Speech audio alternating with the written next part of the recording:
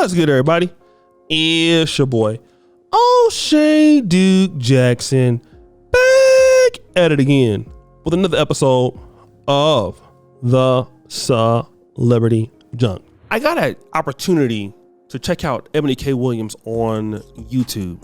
As we all know, she works for The Griot, and she's been doing a myriad of controversial interviews lately, ever since the bus driver viral clip. And it seems that Eboni K. Williams somehow has been humbled in the last year. She's went from telling black women they don't need a man to then urging black women to get, pregnant by artificial insemination and getting black sperm, to then telling black women to consider getting a good mate in college, and to now understanding the end is near.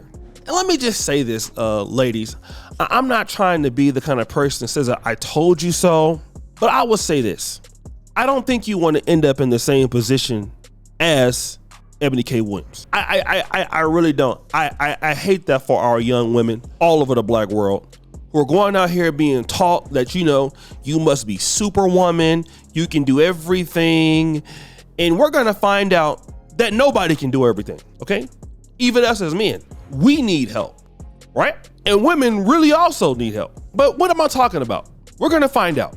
I want to play this clip and then we'll discuss what she had to say. Everyone loves to tell modern American women that we can have it all. Ever since I was a little girl, I've heard the same encouraging words that you have. That our mothers, many of our fathers, our teachers, and yes, even our pastors have poured into us. That young girls today have more options than ever before. That we can go to school, get all the degrees, be bosses at work, lean in, make it to the C-suite, and also crush it at home as wives and mothers. Breastfeeding, packing lunches, and being super mom, all at the same damn time. And listen, a lot of that is true. We do have more choices and opportunities than any generation of women before us. Full stop. And I do believe that women can have it all. But I don't believe we can have it all at the same time. And it's the incompletion of that thought and sentence that has so many black women today confused and frankly feeling judged and regretful about our choices to either put our careers first and go hard in the paint, maybe freeze eggs and hope to pursue motherhood later in life, or those that had babies earlier and now feel they have paid severe professional consequences for it. And listen, we judge those black women too. We tell them that they should not just take one step away from their work to lean into their passion to be a wife and mother because they're going to blow everything they've worked so hard for. Well, I'm telling every young black girl I know that empowering herself to have as many options around professional and family planning is the best thing she can do for herself. Listen, none of us know what we want to do in the next 10 to 15 minutes, let alone in the next 10 to 15 years. But I do know that for every choice a woman makes around her career and her personal life, there is a reciprocal consequence. And what I deeply wish is that those consequences were not always framed as negative or detrimental. So what if Sexy Red or any 26-year-old lawyer in Houston chooses to take a few months or even years off from work to birth and mother a child? It is not the end of anything. At least it certainly doesn't have to be.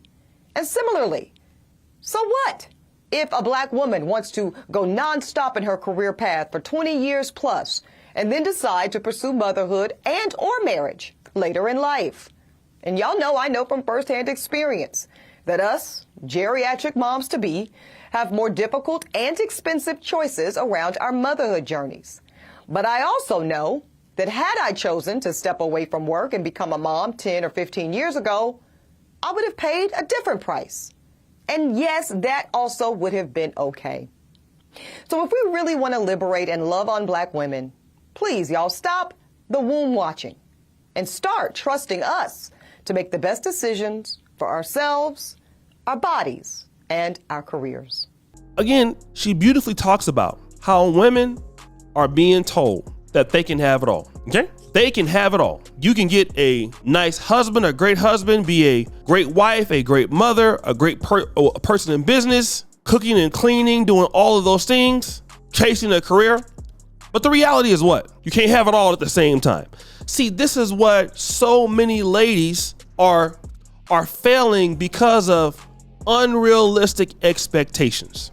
And really, that is pushed to the black community for the most part, right? Other communities understand that, hey, you have a woman, your woman needs help, she needs certain things, you know?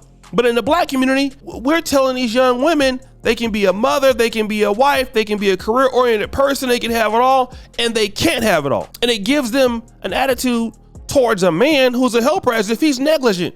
Now you need to choose carefully of what you believe that you want. And that's the real problem with women in the black community. I would say when it comes to relationships, they have unrealistic expectations that they have no proof of anybody ever achieving. It'd be different if, let's say, for example, Michael Jordan, he dunked from the free throw line, okay? Now, everybody can't do that, but at least it's possible since one person did it, okay? The ladies who expect they can do whatever they want to do, they don't know nobody in their life that has achieved that. Nobody, especially in our community, okay? So what Eboni K. Williams is giving women a wake-up call. If you want to be a wife, it takes from a decent man, a competitive man, a rich man, it takes more effort finding a man that can support you, that values you as such, than it does chasing the bag.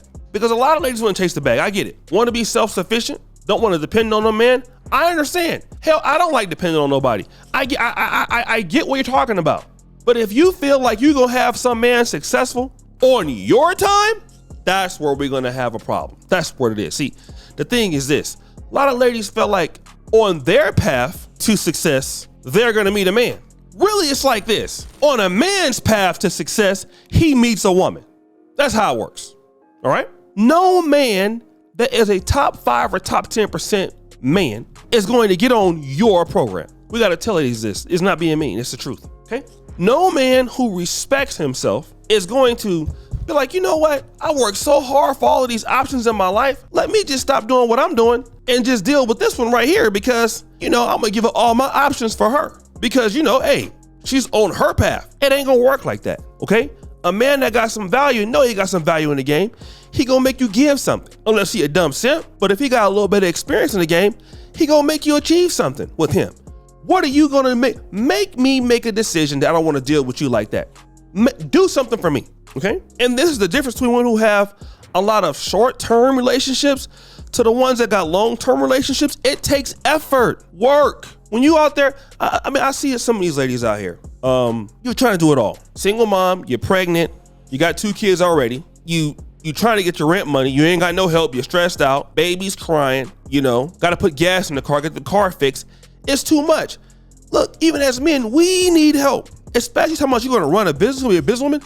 Business is all about help. Business is all about trust and community around you. A lot of ladies are being told they don't need no community around them to achieve anything. You don't need no community, girl. Just do what you're doing. That's the wrong thing to be telling these ladies. And what Eboni K. Williams is telling you, the truth, because she lived it and she regrets a lot of her decisions, even from last year. And this is not a warning, but this is an awakening call to a lot of the sisters in Black America to really understand, look at how the other groups are doing. Don't even look at our group.